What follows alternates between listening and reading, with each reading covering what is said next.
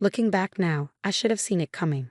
The signs were there all along, in my mother's tight-lipped disappointment whenever I mentioned my business classes, in my father's lectures about real careers over dinner, in the way they showcased my cousin Michael's medical school acceptance letter in the living room while my business school honors gathered dust in a drawer. But nothing could have prepared me for that spring afternoon when everything fell apart.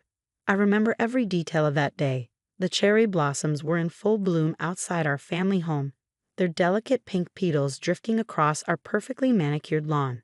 I had just returned from my college graduation ceremony, my business degree with highest honors still rolled up in my hand.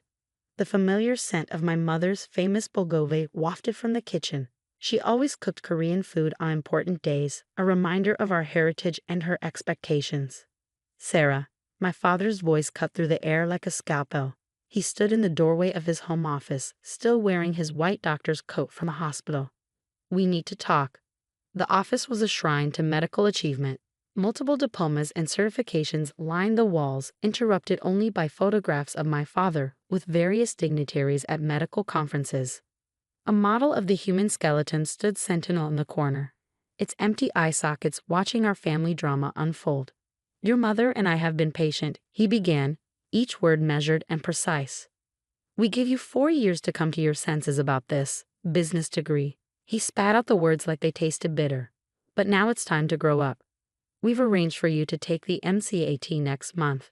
With some intensive studying, you can still apply for medical school this cycle." I gripped my diploma tighter, the paper crinkling under my fingers. "Dad, I'm not becoming a doctor. I have a job lined up with Anderson Consulting. They're one of the top healthcare consulting firms in the country." A consultant. My mother appeared in the doorway, her face twisted with disgust. "You want to be one of those people who tell real doctors how to do their jobs." "I want to help improve healthcare systems," I tried to explain. "Make hospitals more efficient, help more patients get better care." "Enough." My father slammed his hand on the desk. "No daughter of mine will waste her life pushing papers. You're a Kim. Your grandfather was a doctor. I'm a doctor. Your cousin Michael is becoming a doctor. This is our legacy." "It's your legacy, Dad, not mine." The silence that followed was deafening. My mother's hands trembled as she gripped her apron. My father's face had turned an alarming shade of red. "Then perhaps you should find a new family to disappoint." His voice was cold, clinical. "If you won't uphold the Kim family tradition, you are no longer welcome in this house." "You can't be serious." But looking at their faces, I knew they were. "Mom?" She turned away, wiping her eyes. "Listen to your father, Sarah. Medicine is everything to this family. Without it, what are we?" "I'm your daughter," I whispered. "Isn't that enough?" My father opened his desk drawer and pulled out an envelope. "Here's $100. Take it and leave. When you're ready to apologize and apply to medical school, you can come back." I stared at the envelope, memories flooding my mind. All the times I'd helped organize patient files at their private practice during summer breaks. The nights I'd spent researching healthcare management innovations, dreaming of ways to modernize their outdated systems. The pride in my voice when I told people my parents ran Kim Family Medical Center, one of the most respected private hospitals in the city. None of it mattered. To them, I was just another failed dream. I reached into my wallet and pulled out the $27 I had left from my graduation dinner, placed it on top of the $100 they'd given me. $127. That's my starting capital. Remember this moment because one day you'll regret choosing your legacy over your daughter. My father scoffed. Big words from someone who can't even write a prescription. I turned and walked out of that office, out of that house, leaving behind everything I ever known.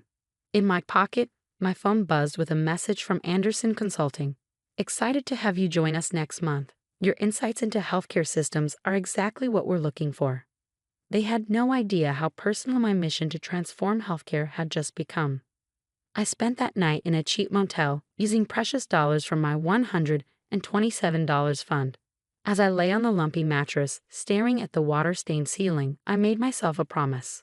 I would build something bigger than Kim Family Medical Center, something that would change not just one hospital, but the entire healthcare system.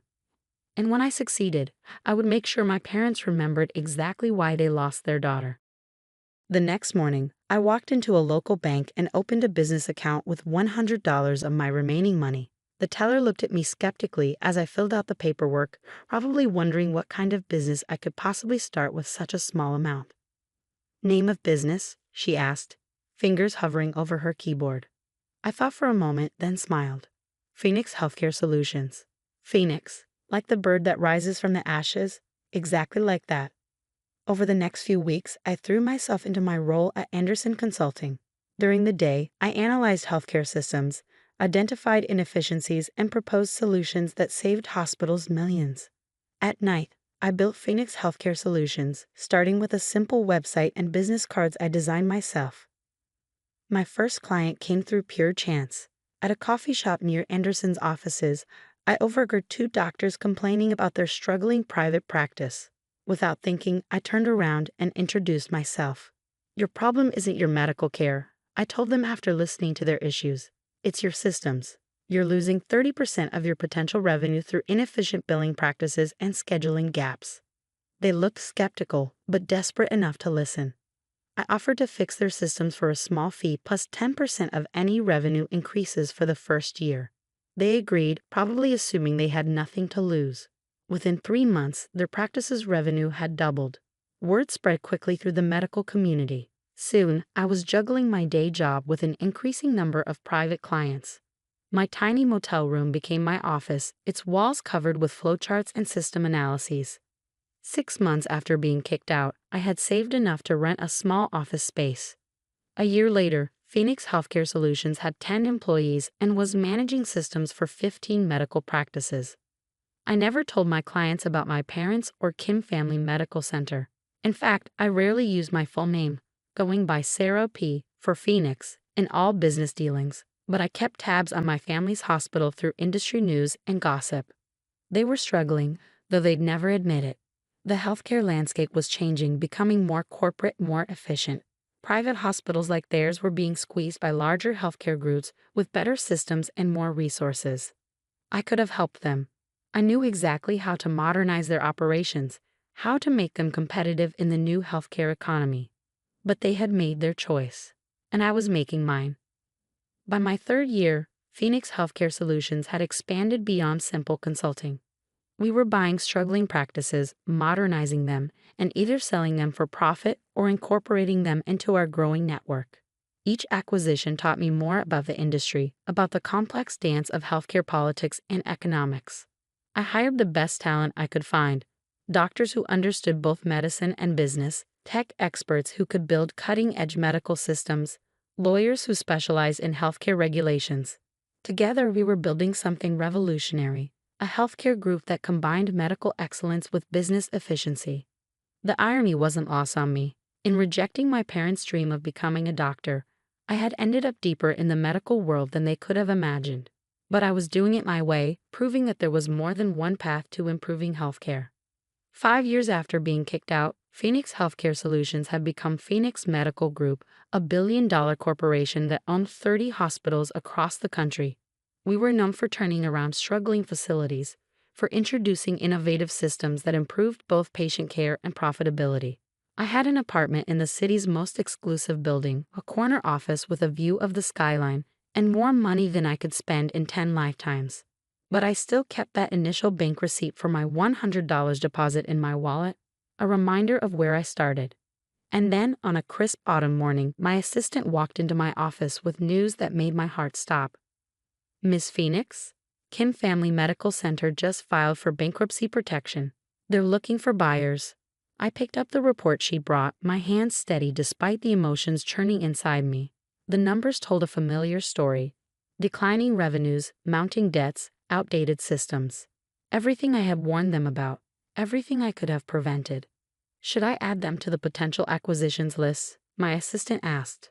I looked out my office window at the city below, at the empire I'd built from $127 and spite. "No," I said finally, "this one's personal. Set up a meeting with their board. It's time for Sarah Kim to come home." What I didn't know then was that my parents' hospital was just the beginning. The real battle, and the real revenge, was still to come. The next morning, as I prepared for the board meeting that would begin my takeover of Kim Family Medical Center, I couldn't help but remember my father's words. Big words from someone who can't even write a prescription. He was right. I couldn't write prescriptions, but I could sign checks that would decide the fate of his beloved hospital. And that was just the start of what I could do. Part 2. The Return. The Kim Family Medical Center looked smaller than I remembered. The building that once loomed large in my childhood memories now seemed tired, its once gleaming facade dulled by time and neglect. The state-of-the-art facility sign was faded, its letters peeling, a perfect metaphor for the hospital's current state. I adjusted my Armani suit, a power move that cost more than the $127 I'd left with 5 years ago. My heels clicked against the marble floor of the lobby as I walked toward the boardroom, each step echoing with purpose. The security guard did a double take as I passed. Perhaps he remembered the teenage girl who used to help file papers during summer breaks. Ms. Phoenix, my assistant Lisa, appeared at my elbow. The board is waiting. Your parents are already inside. I paused, checking my reflection in a nearby window. I looked different now, sharper, harder, successful in a way that would have been impossible to imagine 5 years ago. Have they been told who's coming? No. As requested, they only know they're meeting with the CEO of Phoenix Medical Group. I smiled. Perfect. The boardroom was exactly as I remembered. Dark wood paneling, leather chairs, and an overwhelming sense of old-world medical tradition. The kind of room where important men made important decisions about other people's lives. Now it would witness something entirely different. My father sat at the head of the table, still wearing his white coat like armor. My mother sat beside him, her face lined with worry she couldn't quite hide. The other board members, mostly old family friends and colleagues, filled the remaining seats. All of them had watched me grow up. None of them recognized me now. Thank you all for meeting today. I began, my voice steady and professional. I'm Sarah Phoenix, CEO of Phoenix Medical Group. The silence that followed my introduction was absolute. I watched the recognition dawn in their eyes. First confusion, then disbelief, finally understanding. My father's face had gone pale, his hands gripping the armrests of his chair so tightly his knuckles turned white. Sarah? My mother's voice was barely a whisper. Sarah Kim. Actually, it's Sarah Phoenix now, legally changed.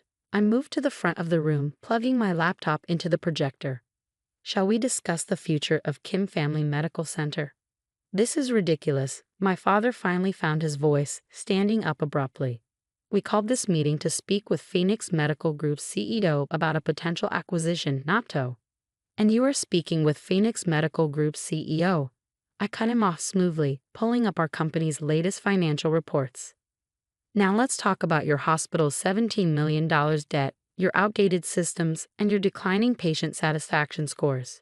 He sputtered, you can't possibly. On a billion-dollar medical group? I finished for him. The same group that's been buying up struggling hospitals across the country. The one that's revolutionizing healthcare management?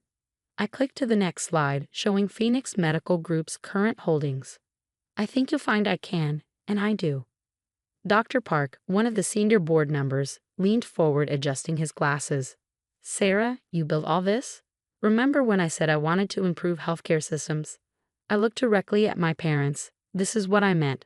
Phoenix Medical Group owns 30 hospitals, all running at peak efficiency. We've increased patient care quality while reducing costs. Everything I tried to tell you about 5 years ago, I've proven it works. The board members exchanged glances. They knew the numbers. Kim Family Medical Center was months away from complete collapse.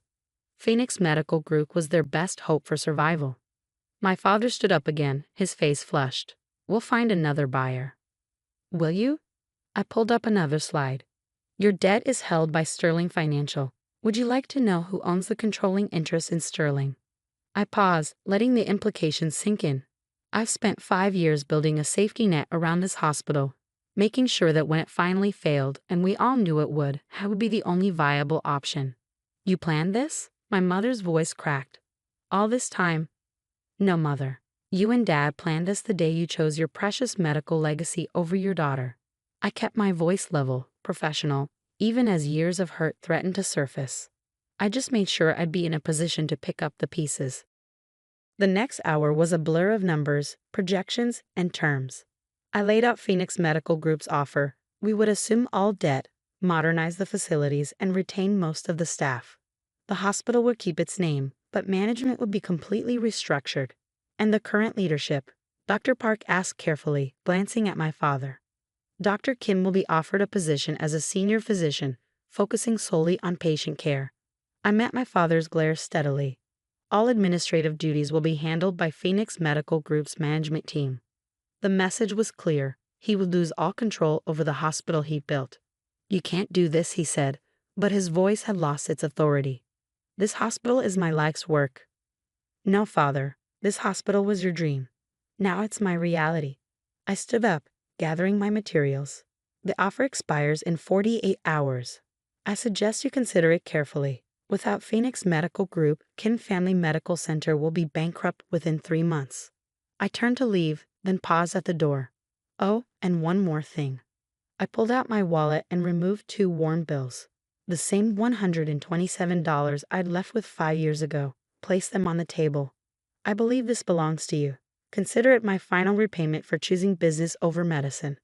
The walk back to my car was surreal. Through the hospital windows, I could see staff going about their duties, unaware that their entire world was about to change. In the parking lot, I passed my old parking spot, reserved for Dr. Kim, where I used to wait for rides home after helping out at the hospital. Lisa was waiting by the car. How did it go? Exactly as expected. I slid into the back seat, finally allowing myself to feel the weight of what had just happened. Have legal ready the paperwork. They'll sign. You seem very confident. They don't have a choice. I looked back at the hospital, remembering all the dreams and disappointments it held. And neither do I.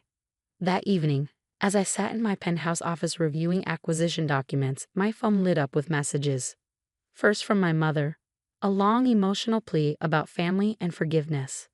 Then from various board members, some congratulating me on my success. Others trying to secure their positions in the new regime. Nothing from my father. I wasn't surprised. His pride had always been his weakness. The same pride that had made him throw away his daughter over a career choice would now cost him his hospital. Just before midnight, my security team alerted me to a visitor in the lobby. Through the security feed, I watched my father pace back and forth, still in his white coat, looking older than I'd ever seen him. Should we send him up? The security guard asked. I considered it for a long moment. Part of me wanted to make him wait, to let him feel the same helplessness I felt that night 5 years ago. But I was no longer that wounded girl with $127 to her name. I was Sarah Phoenix, CEO of a billion-dollar corporation. Send him up. The elevator ride must have felt eternal for him. When he finally stepped into my office, his eyes widened at the view, at the obvious signs of success surrounding his disappointing daughter. Nice office, he said stiffly. Better than a garage, I suppose. I gestured to a chair. Would you like to sit? He remained standing, his doctor's posture perfect even now. The board wants to accept your offer. I know. They think you'll save the hospital. I will. He flinched at my confidence. You really built all this by yourself? No, I stood up, walking to the window. I built it with the help of people who believed in me, people who saw that there's more than one way to help patients, people who didn't let their pride blind them to innovation. Sarah, he started, then stopped, seeming to struggle with words for the first time in his life. When you left, when we made you leave, you thought I'd come crawling back. I finished for him. That I'd realize you were right about medicine being the only worthy path. Instead, I built something bigger than you ever imagined possible. I was wrong, he said finally, the words seeming to physically pain him. I turned to face him, really looked at him for the first time in 5 years. The great Dr. Kim, the man who had loomed so large in my childhood, now seemed small in my massive office. Yes, you were. I picked up the acquisition contract from my desk. Sign this, and Kim Family Medical Center will survive. Fight me, and I'll let it collapse. Either way, I win. His hand shook slightly as he took the contract. Will you at least keep the Kim name? The hospital name stays. But make no mistake, from the moment you sign this, it's no longer yours. Everything you built, everything you dreamed of passing on to a doctor in the family, becomes part of Phoenix Medical Group. He nodded slowly, the fight finally leaving him. May I borrow a pen? I handed him my fountain pen. A Mont Blanc that cost more than that first $100 he'd given me to leave. He signed without reading, a broken man accepting defeat. As he turned to leave, he paused at the door. For what it's worth, I'm proud of what you've built, even if it's not what I wanted for you. Thank you, I said quietly, but I didn't build it for your pride. After he left, I stood at my window for a long time, watching the city lights twinkle below. Somewhere out there was a small motel room where a scared young woman had once promised herself she'd prove everyone wrong. A cheap bank branch where $100 had become the seed of an empire. A coffee shop where a chance conversation had launched a revolution. I pulled out my phone and dialed Lisa. Schedule a full audit of Kim Family Medical Center for next week. I want to know everything, every outdated system, every inefficiency, every opportunity for improvement. Of course, and Dr. Kim. I thought about my father's defeated expression as he signed away his life's work. Give him an office on the 4th floor. No administrative access, just a standard physician's privileges. Let him keep his white coat and his pride. That's all he has left now. But the story wasn't over. Taking over Kim Family Medical Center was just the beginning. Because in those 5 years of building Phoenix Medical Group, I discovered something bigger than revenge. I found a mission. The healthcare system was broken, not just in my parents' hospital but everywhere, and I was just getting started fixing it. The real question was, how far would I go to change everything they thought they knew about medicine? Part 3. The Revolution. The audit of Kim Family Medical Center was worse than I expected. 5 years of stubbornly clinging to outdated methods had left the hospital in shambles. Equipment needed updating, staff needed training, and the entire administrative system was practically medieval. Standing in my father's, now my, office, I reviewed the findings with my executive team. Their patient record system is entirely paper-based, my IT director reported, disbelief evident in his voice. In 2024, it's like stepping back in time. I ran my finger along the dusty oak desk, remembering how many times I'd stood before it as a child, listening to lectures about the noble profession of medicine. How long to implement our standard systems? 3 months minimum, and that's if we work around the clock. Make it 2.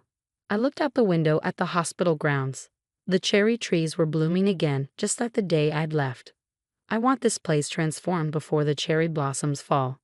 The next weeks were a whirlwind of activity. I moved my office temporarily to the hospital, overseeing every detail of the transformation. Staff were retrained, systems were modernized, and the entire facility was dragged forcefully into the modern era. My father kept his head down, seeing his patients and avoiding me. Sometimes I catch glimpses of him in the hallways, his white coat no longer carrying the same authority it once did. He looked smaller somehow, diminished.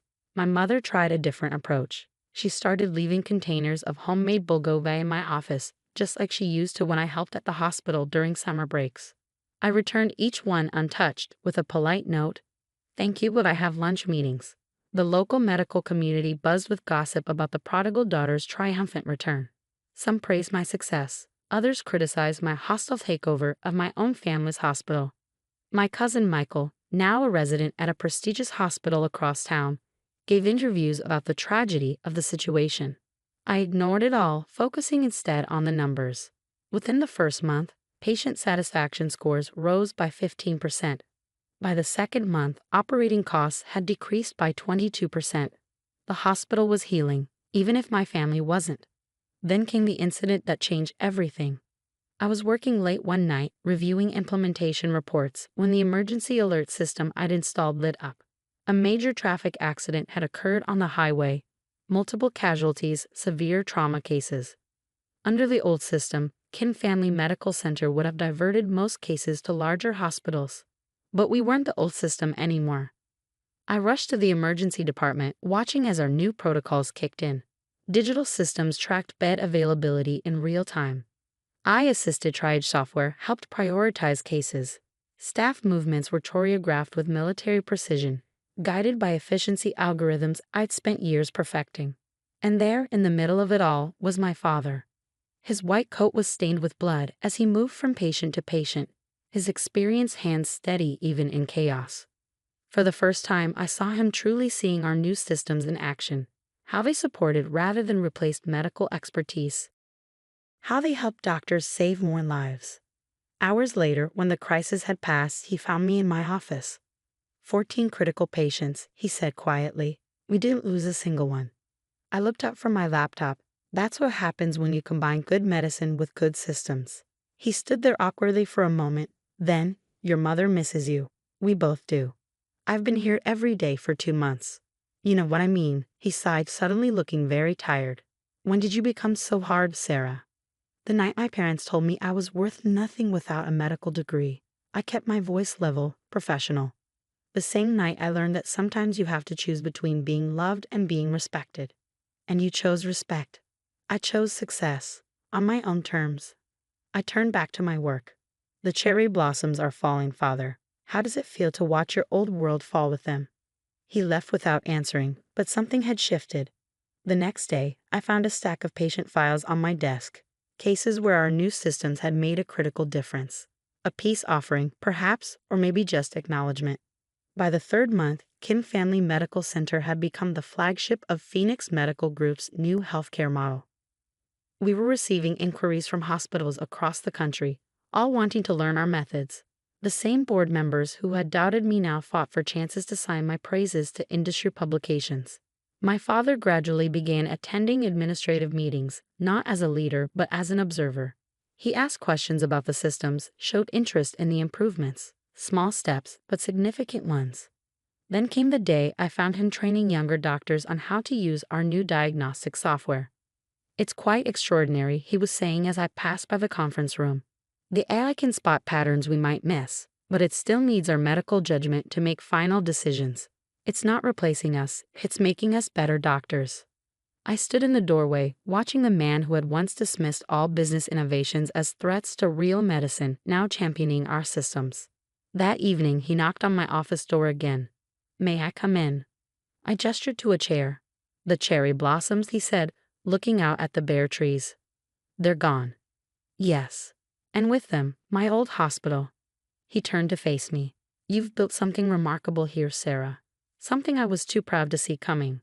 I thought of that young woman with $127, of all the nights she worked while others doubted her. I couldn't have done it as a doctor. No, he agreed quietly. You've done something harder. You've changed how doctors work, how we think, how we help people. He placed an envelope on my desk.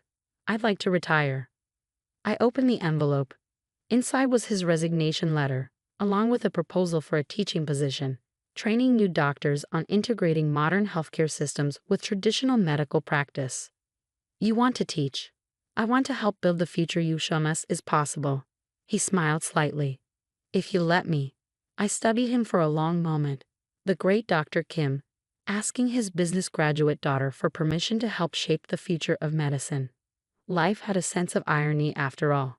The position is yours, I said finally, on one condition. Name it. Have dinner with me tonight. You, me, and Mom. Not as CEO and staff, but as family. I held up my hand as he started to speak, not to forget or to pretend nothing happened, but to start something new. That night, over my mother's bulgogi, we talked, really talked, perhaps for the first time in years, about dreams and disappointments, about pride and prejudice, about the different ways people can heal others. I wanted you to be a doctor, my father said, because I thought that was the only way to make a difference in healthcare. I couldn't see that you had a bigger vision. And now? I asked. Now I understand that sometimes the best way to help people isn't always the traditional way. He reached across the table and took my hand. I'm sorry we couldn't see that sooner. 6 months later, Kim Family Medical Center was named Most Innovative Hospital by Healthcare Leadership magazine. The article featured a photo of me in my office, the hospital visible through the window behind me. On my desk, clearly visible, was a framed dollar bill, part of the $127 I'd left with 5 years ago.